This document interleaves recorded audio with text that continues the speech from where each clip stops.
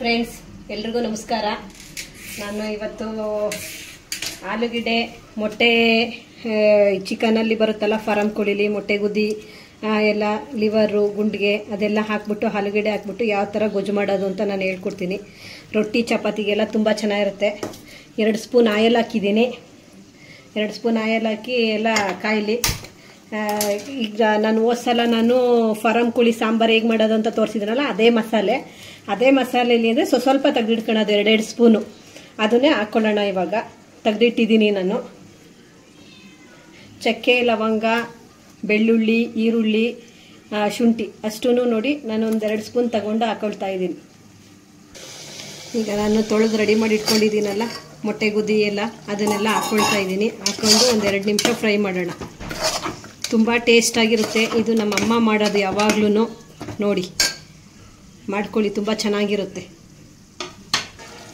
ಈಗ ನೋಡಿ ನಾನು ಆಲೂಗೆಡ್ಡೆ ಹಾಕ್ತಿದ್ದೀನಿ. ಆಲೂಗೆಡ್ಡೆ ತೊಳೆದ್ಬಿಟ್ಟು ರೆಡಿ ಮಾಡಿ ಇಟ್ಕೊಂಡಿದ್ದೀನಿ. ನಾನು ಸಿಪ್ಪೆ ಸಮೇತ ಹಾಕ್ತೀನಿ ಆಲೂಗೆಡ್ಡೆ. ಯಾಕೆ ಅಂದರೆ ವಾಯು ಆಗುತ್ತಲ್ವಾ, ವಾಯು ಆಗಲ್ಲ, ಗ್ಯಾಸ್ಟ್ರಿಕ್ ಆಗಲ್ಲ. ಸಿಪ್ಪೆ ಸಮೇತ ನಾವು ತಿನ್ನಬೇಕು ಆಲೂಗೆಡ್ಡೆನ. ನಾನು ಅದಕ್ಕೇ ಸಿಪ್ಪೆ ಸಮೇತನೇ, ನಾನು ಸಾಂಬಾರಿಗೆ ಆದ್ರೂ ಅಷ್ಟೇ ಸಿಪ್ಪೆ ಸಮೇತನೇ ಹಾಕೋದು ನಾನು. ಇದನ್ನು ನೀಟಾಗಿ ಕಲಿಸ್ಕೊಳ್ಳೋಣ. ಈಗ ಉಪ್ಪು, ಖಾರ ಪುಡಿ, ಸಾಂಬಾರು ಪುಡಿ ಹಾಕೊಳ್ಳೋಣ. ನಿಮಗೆ ಖಾರಕ್ಕೆ ಎಷ್ಟು ಬೇಕಷ್ಟು ಹಾಕ್ಕೊಳ್ಳಿ. ನಾನು 3 ಸ್ಪೂನ್ ಹಾಕ್ಕೊಳ್ತಾ ಇದ್ದೀನಿ. ಯಾಕೆಂದರೆ ಆಲೂಗೆಡ್ಡೆ ಸ್ವಲ್ಪ ಖಾರ ಎಳೆಯುತ್ತೆ, ಹಂಗಾಗಿ ನಾನು ಸ್ವಲ್ಪ ಜಾಸ್ತಿ ಹಾಕ್ಕೊಳ್ತಾ ಇದ್ದೀನಿ.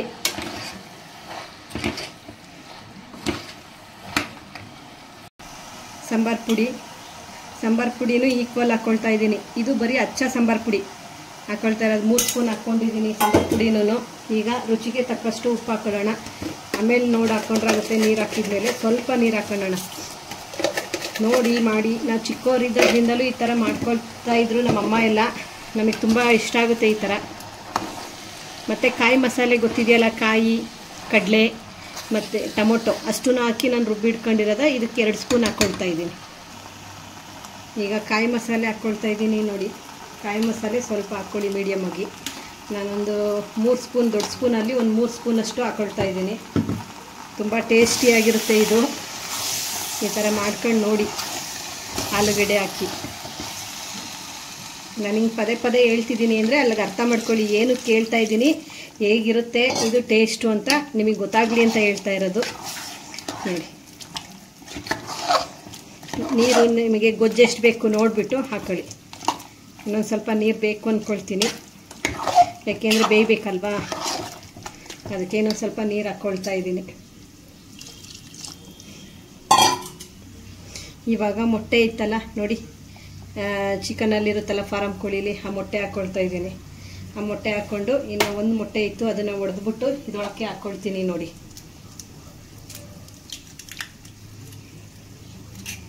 ತುಂಬ ಟೇಸ್ಟ್ ಕೊಡುತ್ತೆ ನೋಡಿ, ಮಾಡಿ ನೋಡಿ. ನೀವೇ ಹೇಳ್ತೀರಾ ಚೆನ್ನಾಗಿತ್ತು ಅಕ್ಕ ಅಂತ ಹೇಳ್ತೀರಾ ನೋಡಿ. ಇಷ್ಟೇ, ಆ ಭಂಡಾರ ಕಳಿಸ್ಬೇಡಿ, ಸಾಕು ಇಷ್ಟೇ. 2 ವಿಷಲ್ ಕೂಗಿಸ್ಕೊಬರೋಣ ನೋಡಿ. ಆಲೂಗೆಡ್ಡೆ ಚಿಕನಿಂದು ಗ್ರೇವಿ ಗೊಜ್ಜು ರೆಡಿಯಾಗಿದೆ ನೋಡಿ. ಈ ಥರ ಇದೆ, ತುಂಬ ಚೆನ್ನಾಗಿರುತ್ತೆ ನೋಡಿ ಫ್ರೆಂಡ್ಸ್. ತಣ್ಣಗಾದ್ಮೇಲೆ ಸ್ವಲ್ಪ ಬೆಚ್ಚಗಾದ್ಮೇಲೆ ಇನ್ನೂ ಗಟ್ಟಿ ಬರುತ್ತೆ ನೋಡಿ. ಮೊಟ್ಟೆ ಹೇಳಿದ್ನಲ್ಲ ಹಾಗೆ ಹಾಕಿ ಇರುತ್ತೆ ಅಂತ, ಹೇಗಿದೆ ನೋಡಿ ಮೊಟ್ಟೆ. ತುಂಬ ಟೇಸ್ಟಿಯಾದ ಆಲೂಗೆಡ್ಡೆ ಲಿವರು, ಗುಂಡಿಗೆ, ಮೊಟ್ಟೆ ಗುದ್ದಿ ಎಲ್ಲ ಹಾಕಿ ಮಾಡಿರೋದು ರೆಡಿ.